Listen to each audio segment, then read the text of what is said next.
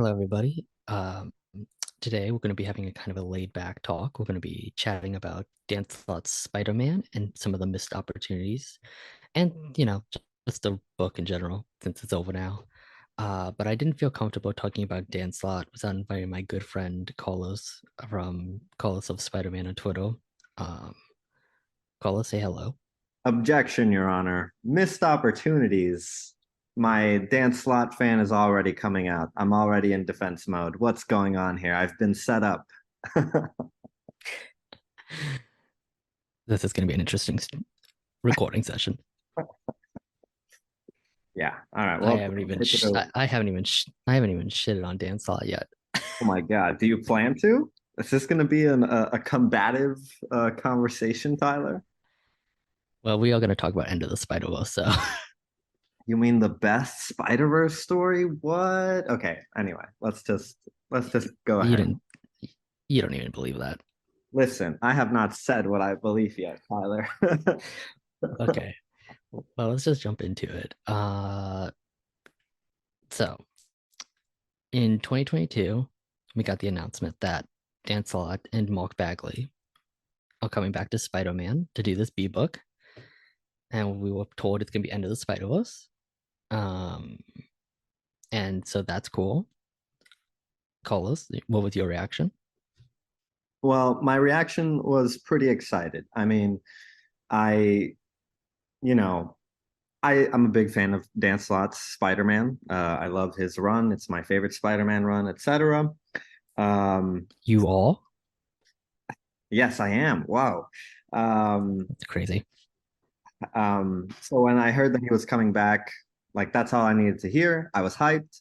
And then we found out it was going to be a Spider-Verse story, and Spider-Verse stories obviously are like, divisive. So when I heard that, I was like, oh, interesting. I was still excited, but I recognized like this isn't going to be for everyone already. But I thought if anyone is going to do a Spider-Verse story, it should be Dan. And he calls it the end of the trilogy that he had in his head. And I think that sounds great. I mean, if he's the guy that started all this, so he should finish it. That sounds cool. I want to see what he does. It sounds awesome. And then I saw that Shathra was on the covers, and I was like, okay, this is cool. That I like that we're bringing back Shathra. I'm on board. I was on board.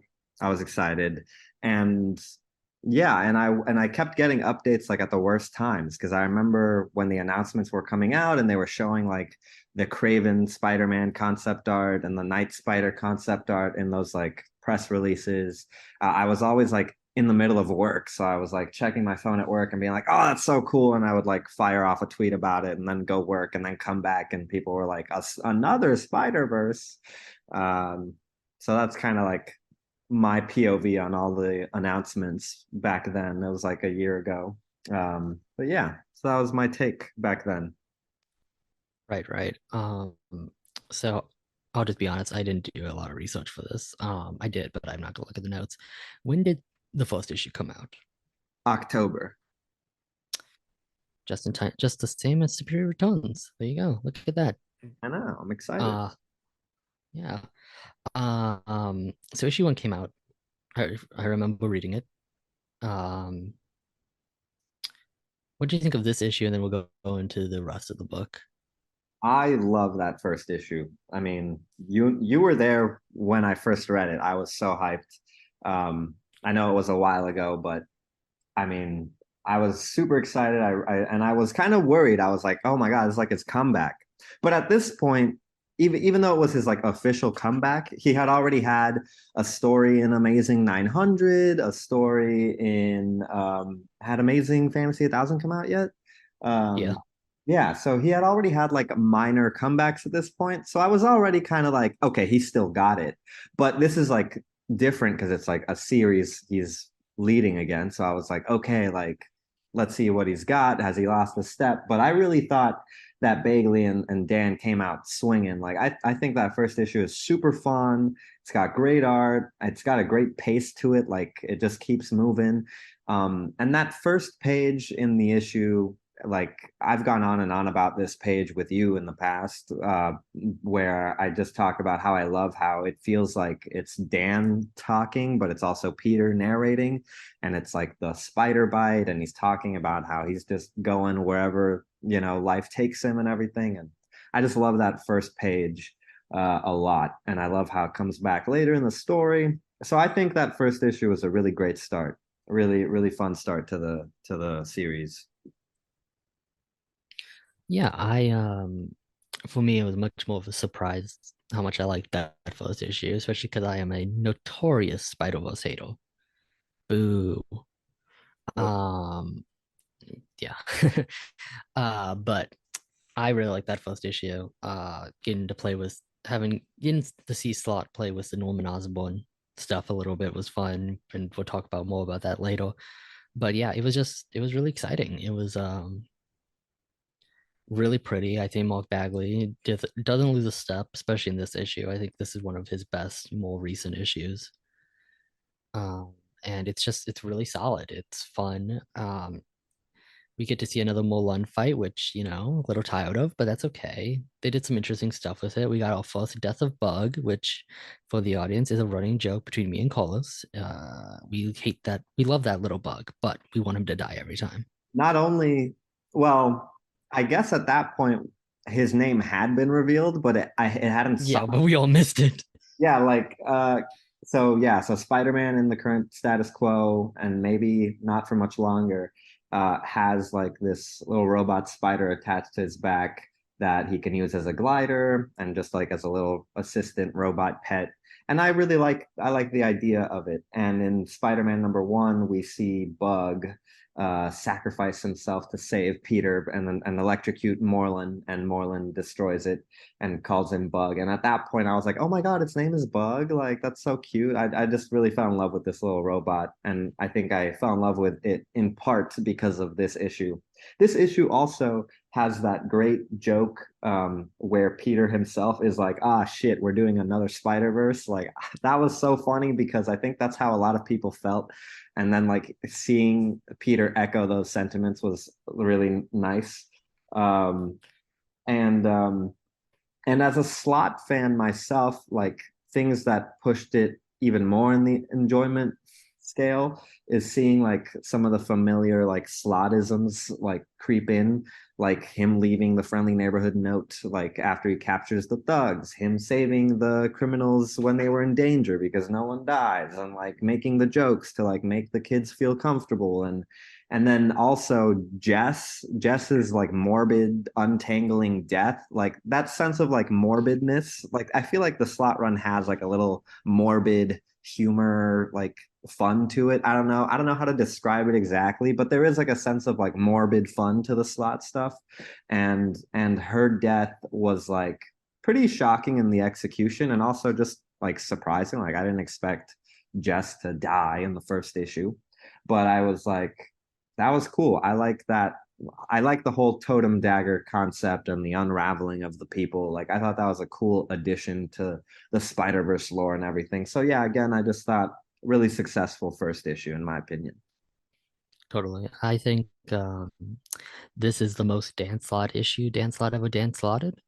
Um, his humor is here in peak form. Love it or hate it. There's some stuff in here like the oh shit, are we doing a Spider-Verse? Which it's funny, and then you have the other stuff where he's like singing, and it's like, is that funny? I don't know. But yeah, and the shocking deaths and yada yadas. It's yeah.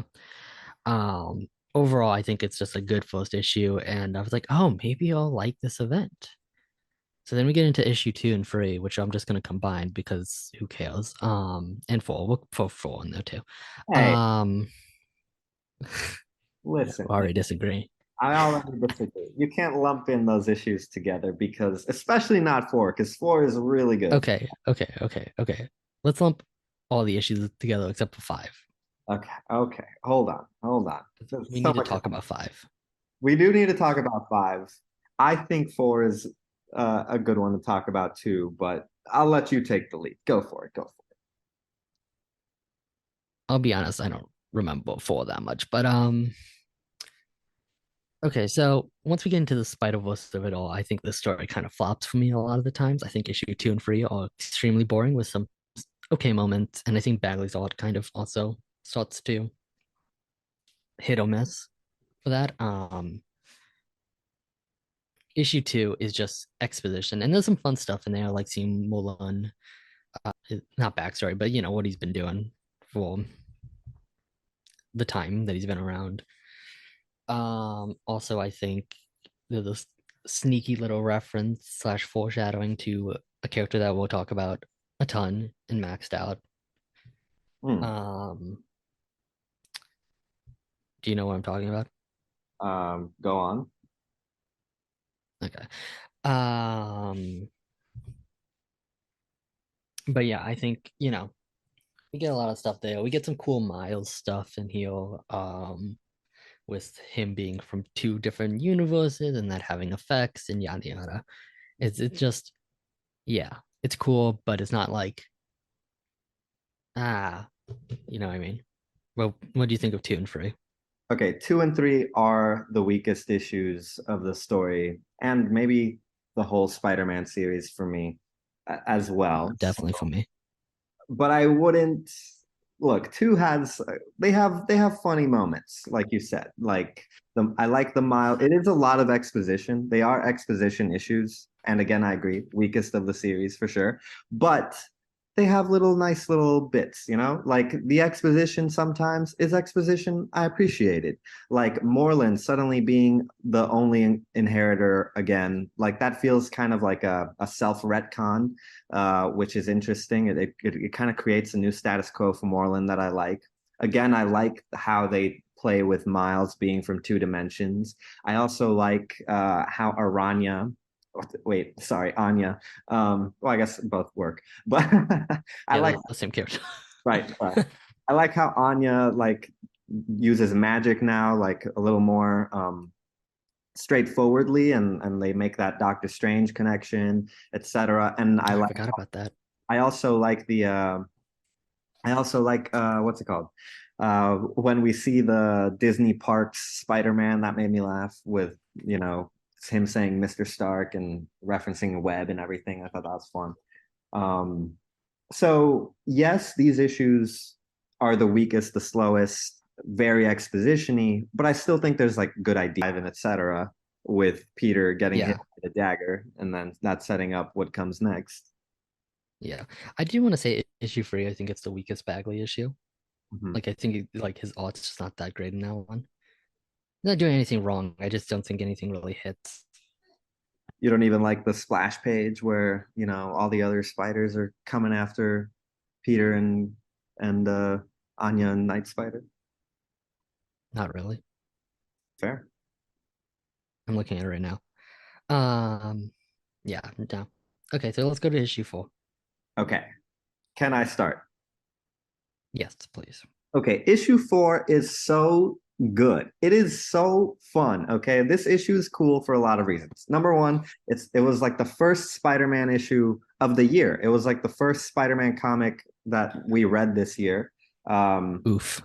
and it was a great way to start the year. And it was an interesting way to start the year because Peter obviously is quote unquote dead in this issue, right? So it starts with Spider's Man and Norman Osborn Spider Man in that other dimension. And we get a great gag with Spider's Man. So it was funny. Then we get to see like stuff through Madam Web's perspective, which I thought was pretty interesting. I liked seeing like stuff from her point of view. I know you're a big Madam Web hater, but I thought that was cool. We're just exposing myself. I mean, no one's gonna care that I hate Madam Web, let's be honest, but still. Anyway, um, then we get to see Miles and Silk, I think, also in this issue react to Peter's death, and Miles' reaction to Peter's death was really cool. Um, Yeah. and then, of course, we get the awesome reveal of Peter Palmer Spider-Man in this issue. And and Mhm. and honestly, the issue could have ended there, but it didn't because then there's that additional twist ending of revealing 616 Peter is still alive at the very end, which I thought was awesome. So this issue got me hyped. For me, it set the tone for, oh my God, this is going to be a good year of Spider-Man comics. I can't wait to see what happens next. I had a really good time with this issue. Anyway, your turn.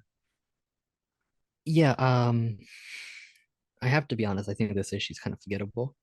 Um, you're right, there's the stuff at the beginning and stuff. We get to see some cool spiders, which I guess is the appeal of this. Like, you get to see Cyborg Spider-Man, fan favorite. You get to see some other characters. We get to use Aranya and Night Spider a bit more. Miles does have the best scene in the issue when he finds out Peter died. I think that's a really solid issue, a solid moment for the character, and I really dug it. The Madam Web stuff is the Madam Web stuff. I'm not into that nonsense, but it's there. And I think Bagley does a good job drawing Madam Web.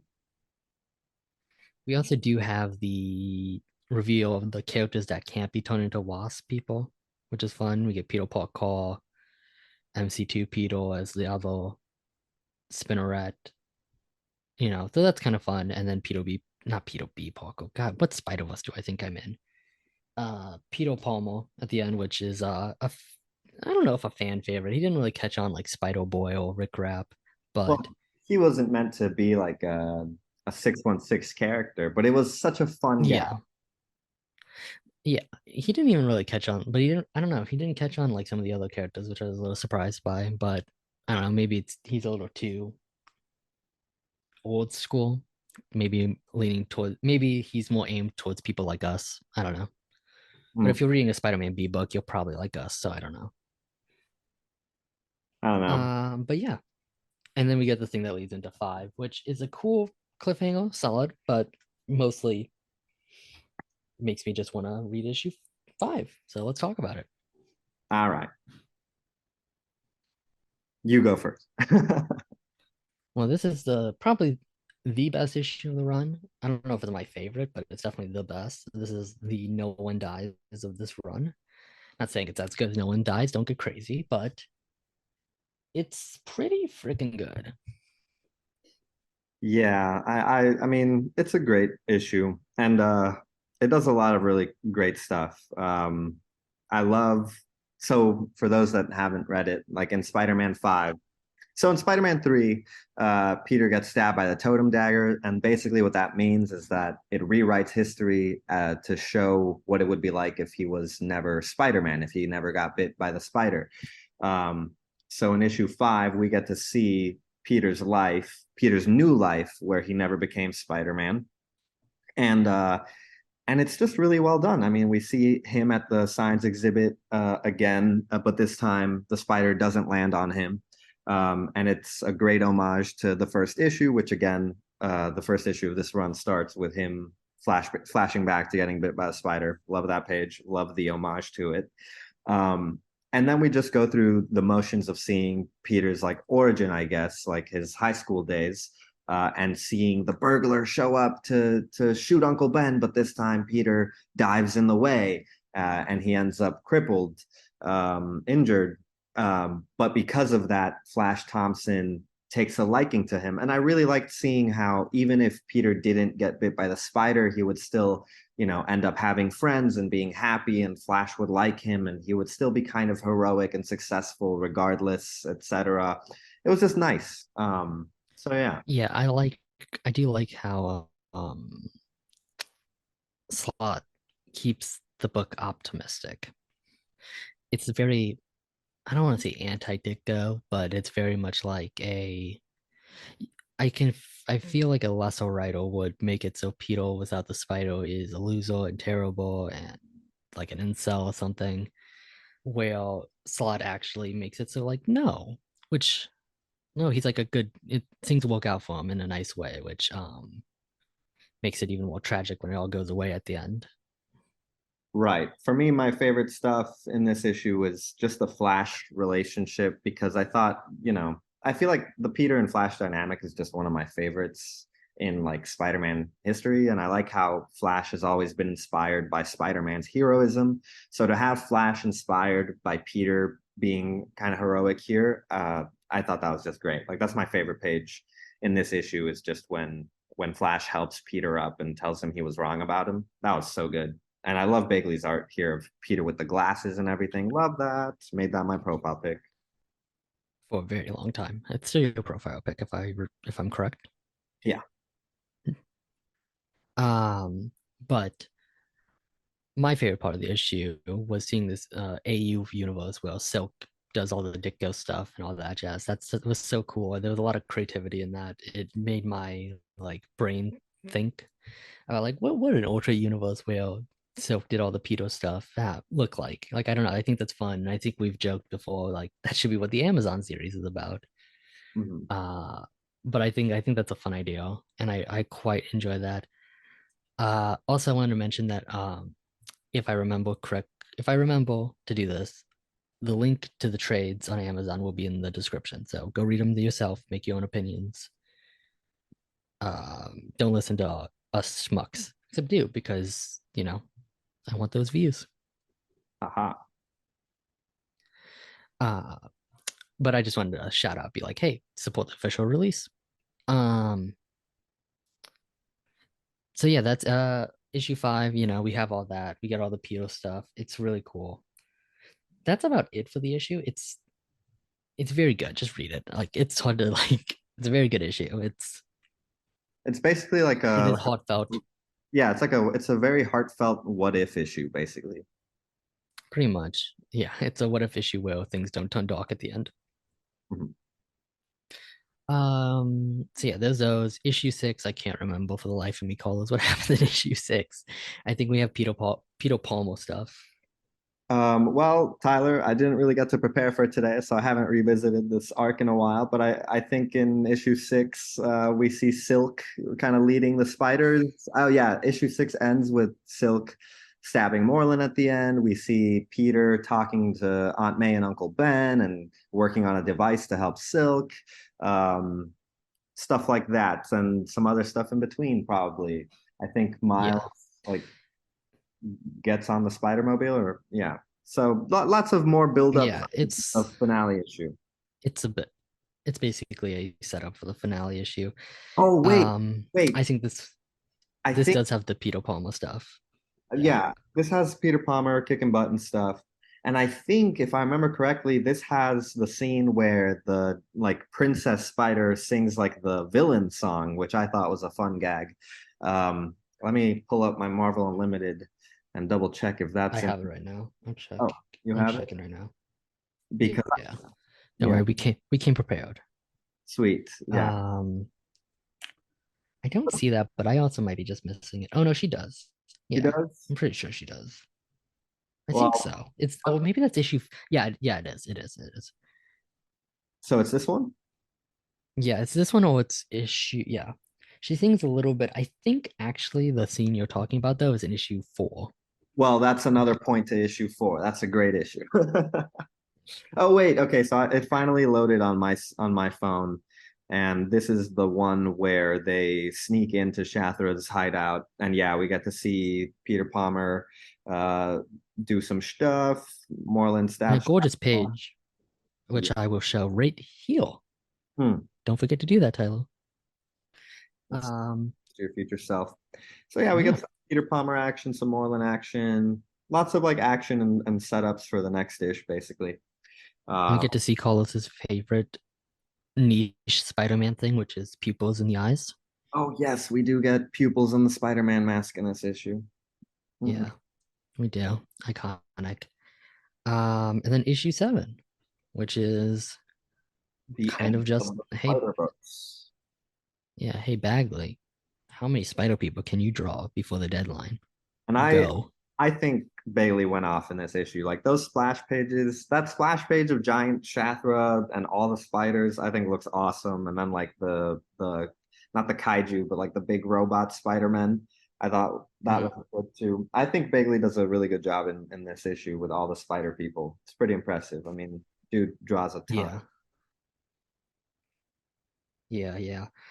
We also get to see the end of Mulan for now, and by that I mean he gets to go to and be in Carnage, which I didn't read, so Tyler, tisk tisk. I know, I know. How could I miss my favorite Mulan? And then Peter saves the day with his great web shooter using his science and intellect to save the day. Very slotty of him. Yeah, it's very slotty, and then we get basically, hey, let's bring back everybody that died, so that we can do that. and we get a great joke about Kane, which which I think is really funny. Oh yeah, you love how Kane returns here. I know because he was gone for so long. Where'd he go? No one knows. Uh, We got a the great web of the great dagger or whatever it's called got us too because we didn't remember Kane. he had been gone for a minute. Uh, Um, it, I, a long minute. Most importantly, we get Spider Boy revealed in this issue. Yes, the reason that you cannot go and buy this single issue at all, ever. Um, but my favorite page of this issue is my favorite moment of this issue is just the last page, like the swing away ending of Hmm. Peter saying like it's the end of the Spider Verse for him. Like this is his last Spider Verse adventure. Silk, you take over. You're the chosen one. Like I'm gonna focus on being a Keep that, fucking neighborhood keep that Spider. promise, Marvel. Keep that promise. Tyler's like I'm over it. No more Spider Verse for me and Peter. Um, which Damn right. which I think going back to the first issue and how I really liked how that first page of that first issue kind of felt like Slot talking to the reader. I feel like this last page of issue 7 is also Slot talking to the reader. Like, okay, I'm done with the Spider Verse now. I'm just gonna stick to Peter Parker and my new characters in the 616 now. It's kind of what it felt. So before we move on to Max Out, which if you do want to read real quick, it is in the description for Volume 2 of Spider-Man. Highly recommend. It comes out November 14th. Go check it out.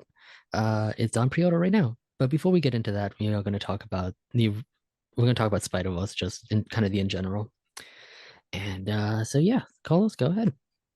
Yeah, so when we started talking, you said like you don't even believe that this is the best Spider-Verse, and my ultimate thoughts are okay, like I do think that the original Spider-Verse is still the best. Now, I know you don't love it, but I think that first Spider-Verse event is really special. It's really fun.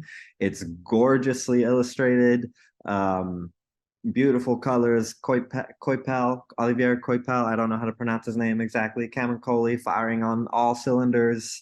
And I think what this one lacks that I think would have maybe put it over the edge is just like the pacing, because like we pointed out, issues 2 and 3, super exposition heavy.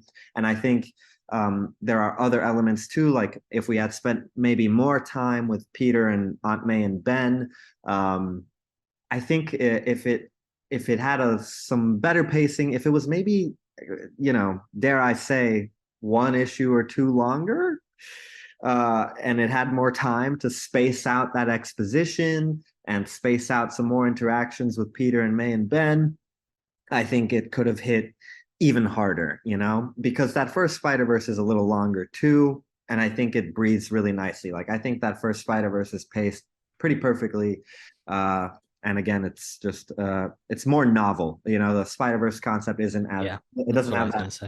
it doesn't have that novelty anymore either. So so that's my take. So because of that, I will say you're right. I don't believe it's the best. I still prefer the original, but I do think it's good. I would put it over Spider-Geddon. But then again, why are we ranking things?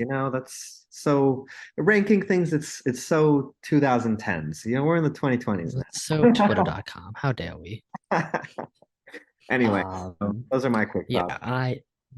I don't love the original Spider-Verse that much. I think it is convoluted, boring, and bloated, but it is better than this one for sure. There's just again a novelty to it. It's the first time, so it's exciting.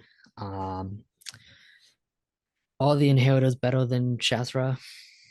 I don't know. They both kind of suck, but there's just something Wow. about it. Yeah, well, and the original Spider-Verse gave us a lot of characters that are important now to people, like Punk and Spider-Gwen and other stuff. Like I'm sure there's other ones. Like yes, we do get Spider Boy, which we'll talk about soon, but there's just more in the original Spider Verse. I think that kind of hits. But yeah, that's And my thoughts on the book. well, I will forever disagree with you about Spider-Verse. I think it's super fun. But before we Surely. before we move on to Maxed Out and the rest of the series, I just want to point out yet again that first page of this run. It says, you know, do I tie up loose ends or start a new thread? And I think it's interesting that that series ended up, you know, tying up loose ends with End of Spider-Verse and then starting a new thread, and then that spun out into two different series now. Um, so let's go ahead and move Yeah. on to the new threads. Yes. Yes, maxed out, which is the reason I wanted to do this in the first place, because this book, this free portal, great. So great that I wish we got more of this. In general, I think it's something that is lacking right now, but I'll get more into that later. Yeah, maxed out. It's kind of exactly what I want from a Spider-Man story. Especially a B book. Like this is a great B book story. Um, what do you think? I love Maxed Out. I agree. I think Maxed Out, this three-parter with Electro, I think it's the peak of this series for me, maybe. Like I love issues 1, 4, 5, yes. But Maxed Out was just three great issues. Issue 8 specifically is maybe my favorite. I don't know. We can talk favorite issues later, I guess. But I really love issue 8. It's such a Totally. it's such a like refreshing, fresh start to the story. Like it feels so ground level and street level. And I love Peter's monologue at the beginning about how he's like, you know, like the importance of the great responsibility quote being said correctly, how like there must come great responsibility. I love that like emphasis on that. I love Bagley's art, like that splash page of him saving people from the burning building. And I also love like the nightmare of him remembering what it was like to be with Peter and Ben. Well, sorry, with Aunt May and Ben, and then like them catching on fire. Like you know that nightmare was great, and Peter having nightmares is just such a like a classic Spider-Man thing. Um, yeah, so I thought that was a great start to the arc in that eighth issue. But you take it from here, Chief. Thank you, thank you. Yeah, I agree. It's all very classic Spidey. I love him ripping his suit in half. Very classic Spidey. We get to also play with Zeb Wells' status quo with good guy Norman, as I lovingly refer to him as. I love good guy Norman. He is great, and I think Slot does a lot of good with him radio. If I had to give this any weak, like any knocks, I would say it's Max Dillon himself. Not doing much. He's kind of there. Yeah, yeah, you know, that's fair. Like Electro's just kind of Electro. I think like going into this arc, you and I were mostly looking forward to Electro because we didn't really know what else to expect. Like we just knew it was like an Electro arc. So I think we were like, oh, we're getting an Electro story. And we started talking, like you and me, we were like, what are our favorite Electro stories? Like maybe this could be like a really good Electro story. And Electro is honestly just kind of there in this arc. Like he's just kind of an antagonist for Peter and Spider. As he is in most Spider-Man stories. So, he's keeping the trend. Yeah, he is kind of very much a henchman threat kind of villain a lot of the time. So, um, but yeah, so I guess I kind of agree that Electro is just kind of okay in this, but the highlight, I think one of the highlights for me in this was Spider Boy actually. If we want to start talking Yes. about him. I'm gonna let you take it because Spider Boy is your number one boy. You love him to death. So just go ahead. Oh, my number one boy. Yes. Quoting Succession. Um, yeah, so you know, this series, the new thread that it's most known for now is introducing Spider Boy, this new character, Bailey Briggs. Um, and in these three issues of Maxed Out, we get our first little taste for him, or like little flavor of what he's like. And we get to see like his powers, his mysterious powers. He's still kind of vaguely shaped here, but when he is there, he's funny, and I like his design. And I think that added to a little spice into the how we were saying, kind of a just a classic Spider-Man tale with Electro, really. So yeah, I guess that's all there is to say about him for now before we talk more Yeah. about other stuff. I think I think he is the part of the story that keeps it from being just derivative of any other classic Spider-Man story. He's a nice little wrinkle. And yeah, he's got a fun costume. We get a little tease at his powers and stuff. And speaking of powers, we should talk about the main conflict of this arc, the new Spider Sense, the modified Spider Sense. Right. Yeah. Any thoughts? Yeah, so I guess we didn't really sum up like the plot of what happens, but basically like the story starts with Read the book yourself. yes, everybody should read it. But in case you didn't read it or you need a recap, um, the story starts with someone dying in the burning building. Like Peter can't get everybody out in time, so what he does is that kind of frustrates him, and he decides I'm gonna modify my spider sense so that I can feel when other people are in danger instead of just me, and then that way maybe I can save more people, right?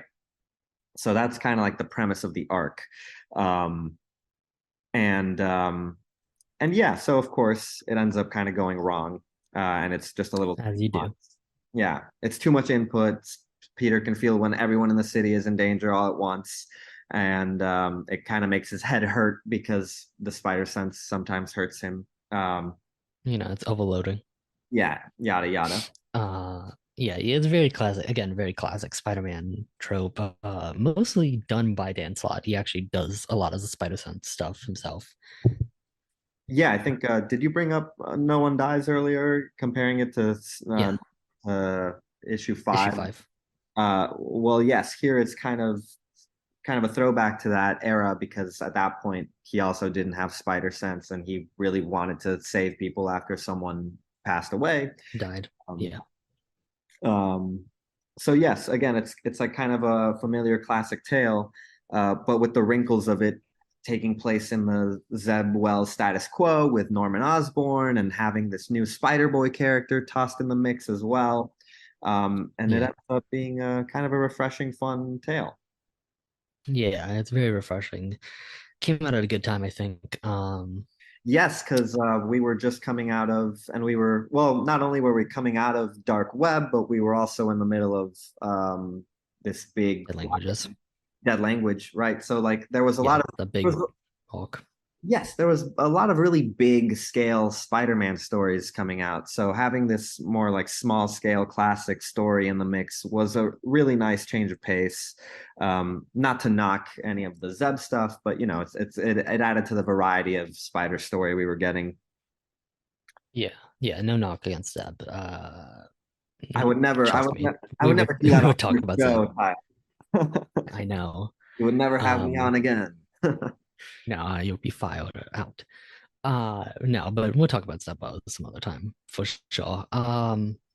But yeah, I think um, I think this was a nice classic issue, and Bagley's also really good for the most part. There's some, but overall looks pretty good. Uh, are you ready to jump into issue 9? Oh yes. Okay, I want to start first with issue 9 because this is my favorite issue of the run. Oh, Uh, yeah, very surprising, but I love this issue a lot. I think it it encapsulates everything I liked about this arc and everything that I think this book could have done in the future and might do in other titles and yada yada. But there's just a lot of good here. You got the pedo stuff, you got the problem, you got the Spider-Man problem of the Spider Sense, you got the Spider Boy, you got the Norman, you got the supporting cast. There's just a lot going on in this. And I think it's all weaved nicely, except for Electro. Again, he's kind of just there. But you know what? There's a lot of Lee and Ramita villains that are just there in those issues, and we all love that. So on the arc as a whole, but going issue by issue, yeah, 9 is fantastic. Um, there's some good gags at the beginning playing with like the new spider sense situation. I like how when he like helps that kid with her soccer ball. I'm pulling up the issue right now and I'm looking at it. I like how he's like, "You're welcome, citizen," and she's like, "You suck." That one made me laugh. Perfect. Very Um, funny. and this issue, I mean, has a couple other gags too. Again, with Spider Boy. Is this the issue where he calls Norman like a dingus or something? Um, Call him what? What did he call uh, oh, I called him a dingus, but he calls him a dink, him? Dingus. That's Sorry. nah, But yeah, no, you're good. yeah, we basically have Spider Boy like witnessing like Peter's daily life and commenting on it. Like he's like he calls Peter a goon. A goon. Yep. He doesn't trust or like Norman, calls him a dink. Like it's kind of funny. We got the Spider-Man 1 reference with like the Yeah.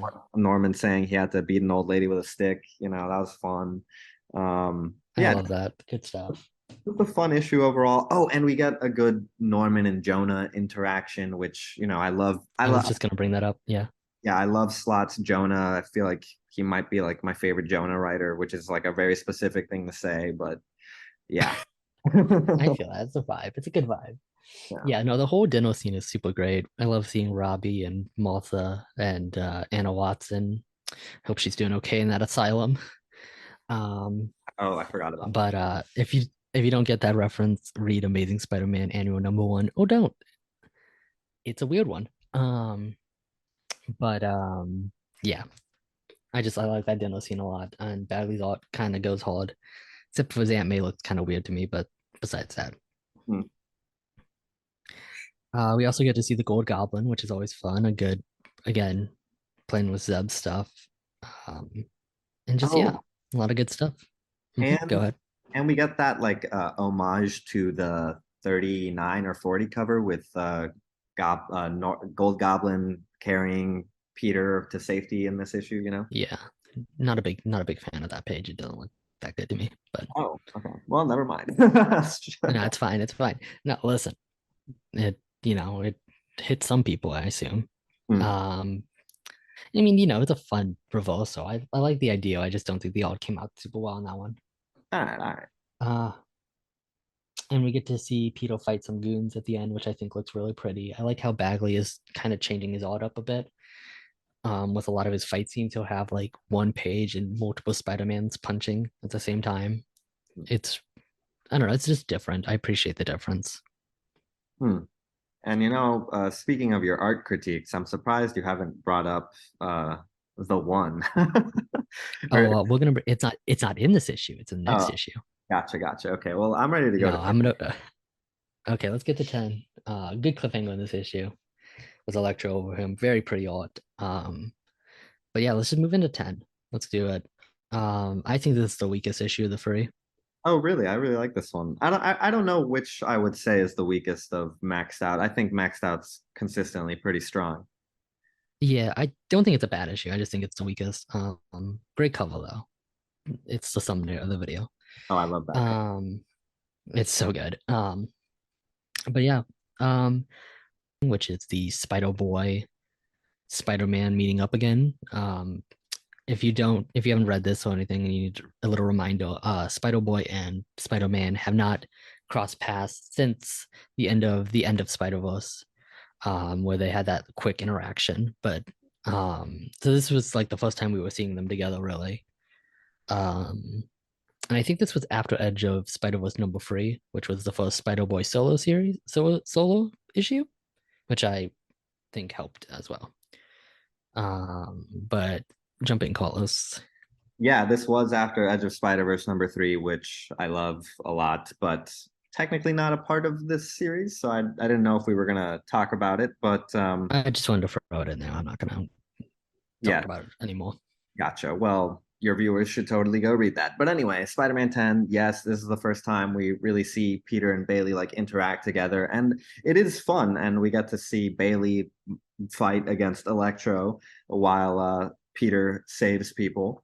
Um, it starts with Peter fighting Electro, but then Bailey comes in to help out. And yeah, there's some good stuff in there. I'm pulling up the issue now finally. I like when he twists Electro's mask. That was kind of cute. Um, and yeah, yeah. Sorry, I'm getting distracted now, just looking at the art and everything. Um, Well, I'll just jump in here then.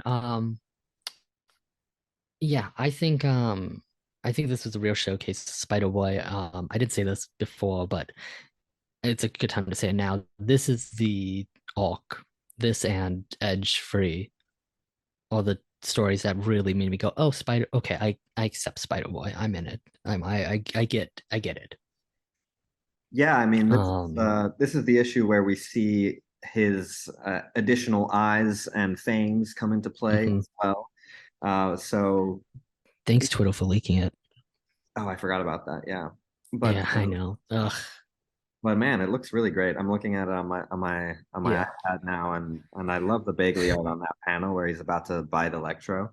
Um, great stuff. Speaking of art, do you want to just get into the art talk? oh yes, give me please enlighten your audience with your complaint. Well, okay. Firstly, I think the art in the first half of this issue is not very good. It actually, I think, gets so much better by the end. Crazy. Um, but so if you guys don't know, okay, the back, the Oscorp suit is basically the normal Spider-Man suit with stuff on it. That's basically it. And I think it might be armor, but they don't know. Um, so when he takes off Bug, his backpack glider thing that connects to his shoulders like a backpack, you can see the classic back spider, the chubby red one. But for some reason, in this issue and the next one, it is different and gold or like yellow. Um, it's like a goldish yellow, and I hate it to death, and Carlos loves it, and I think it's stupid and terrible, and I don't know why it happened 2 issues in a row. It made me laugh so much when you first brought this up I because hate it. we read the issues and I was like, that was fun. And you were like, yeah, but I hate the yellow spider. And I was like, what? I literally I like do. I hadn't even noticed it. But yeah, so Spidey has a yellow back spider in this issue and the next. And honestly, I think it looks fine. I think it looks cool. And my justification for it is that that's how Bug charges when he's on Pete's back. You know, that's the Bug charging station is this yellow spider. That's my rationale. That's my headcanon for your big big nitpick about the yellow spider on the back. Um, It wouldn't bother me as much if it was consistent, but it's only in this book. And it's not even in issue 9. In issue 9 it's the red spider, it's fine. In issue 10 and 11 it's this yellow one. And then in issue 32 of Amazing Spider-Man by the real creative team who made the suit, it's red again. So Look, yeah, it's off. It's the design is wrong, but it's cool. I don't know. I don't know. Anyway, yeah, um, it's a little nitpick, don't mind me. speaking of the art getting better later on, though, like you said, we got once Spider Boy, bounces off the scene. Great pose from Bagley there with Spider Boy leaving the scene. By the way, um, I think the highlight for me of this issue is when Norman, zaps Peter to fix his spider sense, and you get that spread of the spider sense going away basically, while Peter, starts to get kind of frustrated, mad at Norman or whatever. You like that spread or not? Yeah, it's a great spread. It's really good. It's really detailed. No, that's a great page. The Spider-Boy bouncing page is really good. Some of the last pages are a little but nothing crazy, nothing too bad. We do get the Spider signal, which is always a fun thing. But yeah, I like those last couple pages with Norman, and I like those the page where Spider-Man saves Electro. Very good. Kind of goes with the theme of not that no one dies, but Peter trying to save people kind of works out. Yeah, I mean, I think Bagley's art looks good. Solid wrap up Hmm. conclusion to the arc issue, and it leaves us with that Yeah. cliffhanger of Peter saying he would never ever have a sidekick, Spider Boy, and we're done. There is no we, which I thought is nice. Yeah, which yeah, and it takes us right into issue 11, which we'll talk about right now.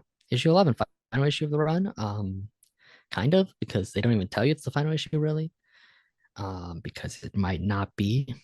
Wink. I Um, mean, isn't there a letters page at the end that says something? I don't think the level page actually says it's the final issue. I scanned it a couple times. As of next issue, I pulled it up just to correct you.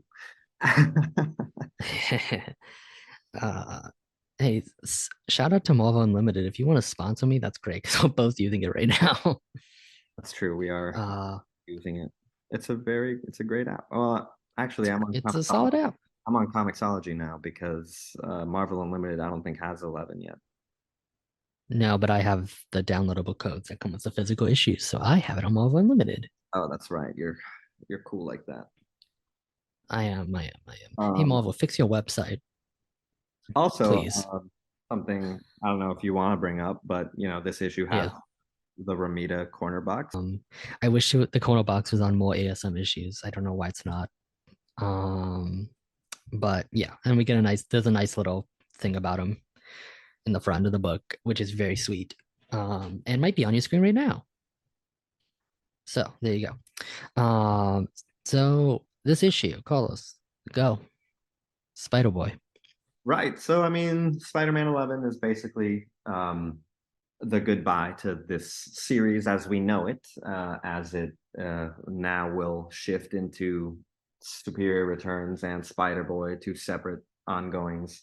Um, And basically, what we get is a little team up adventure with Peter and Spider Boy, where they kind of, well, where Spider Boy kind of reminisces on some of his early adventures, and by the end of it, convinces Peter that he needs help, and that Spider Man might not need a sidekick, but that this kid needs Spider Man.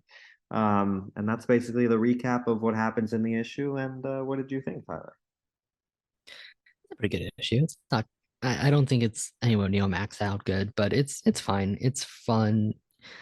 It leaves questions open for the Spider Boy ongoing, which I think will get a little more juicier with Spider Boy's history. But it's cute. There's fun jokes in here. It's a very laxed final issue. Like it's a very low key issue, I guess if you want to call it that. Um, Yeah. but yeah, it's cute. It's cute. Yeah, it's cute. It's also not my favorite. I think Maxed Out again is probably my favorite like arc. I think that has well, I mean, truthfully, Edge of Spider-Verse #3, plugging that again. I think that has my favorite Spider-Boy story so far. That's fair. That's fair. But this is cute and it gives you a lot of like info and teases about him that I thought were interesting. Like we get to see that he was trained by Daredevil a little. We get to see more about his 8 eyes and his fangs and how he doesn't have web shooters. We get to see a little bit of how his suit works, I guess, like throwing it back to the unstable molecules and whatnot. And I think most importantly for me is that we get teases of some other villains that he has. Like they mention a guy Right.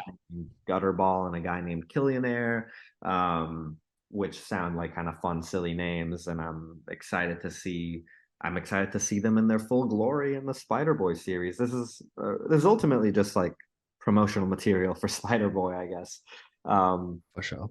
but there's some cute art. Like I really love the I think my favorite part of this issue is the arcade sequence where Mm-hmm. Spider Boy gets trapped in like an arcade um murder machine. um but Totally. but he's like having fun in it. There's that really cute panel of him saying awesome with like his fangs out. Um which I thought was a nice little highlight. Um And meanwhile, Peter's like, "This is serious, blah blah blah, etc." So yeah, it's just kind of like a cute issue to end on. Not my favorite of the series, but again, I think good promo for Spider Boy. Looking forward to that series a lot. Paco Medina on art. That should be fun. Sounds weird. Yeah. Sounds strange. What do you think of the art in this issue? By say the name because I can't. Luciano Vecchio, I would say, is how you say it. Probably, maybe. better than I could say it. Yeah. What do you think?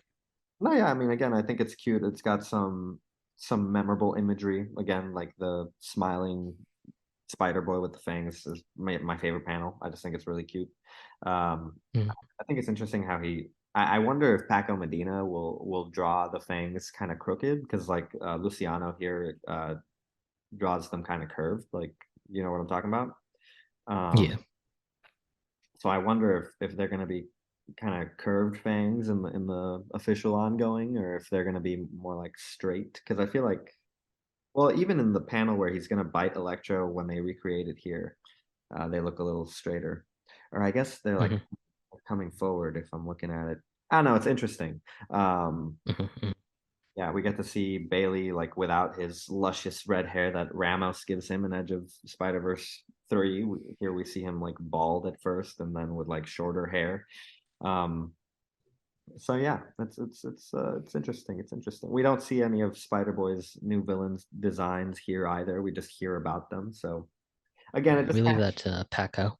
yeah, it just kind of creates interest for me to be like, I wonder what Yeah. it's all gonna end up being like in the ongoing. It's interesting for sure. I like the art fine. It's no Bagley for me, but I have a big nostalgia for Bagley, so it's good though. It serves its purpose. If I had to do, if I have to shoot one complaint, the Spider's still yellow, and we don't do that here. But besides that, um, I think the art's fine. It's serviceable. There's some fun action. And yeah, it works. I like the Oscorp suit in this issue. Besides that dumb yellow spider, I think it's really solid. The ending does feel a little rushed with the Peter accepting it, but there's some good emotion there. And we'll probably get more in Spider Boy. So yeah, So yeah, that's the whole series basically. That's I all it was. know Spider-Man. it was about a year, a little under a year. Hmm. Um, so not bad ongoing. But as we wrap this up, I do want to say I do wish this series continued even now.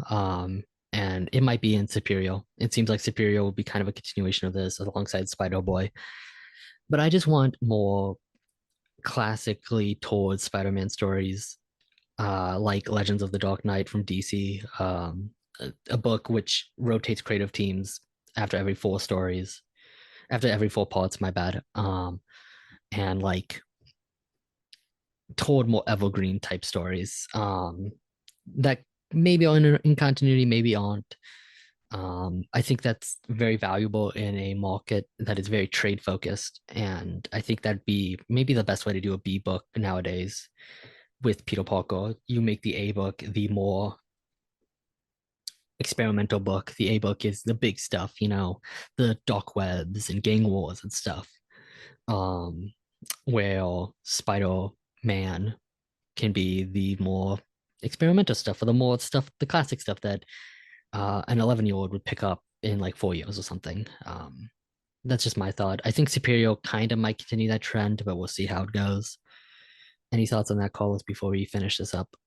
Yeah, so basically, like the appeal of a B-book Spider-Man title for you would be like an all reliable that, when Amazing Spider-Man is shifting the status quo, you can come to Spider-Man and have a classic story like maxed out, right? Like that's why Max Yeah, worked so well for you because it felt so classic, like all the characters felt right and it was smaller scale and basically just what you wanted out of a Spider-Man story. Um, I get that for sure. Um, but for me, I'm pretty interested in these bigger ideas that are coming out of it now. I actually am fine with the series ending because I think what we're gonna get in the future now is even more interesting to me. Um, I think the Spider-Boy ongoing is probably the single comic I'm most excited to read other than Gang War right now.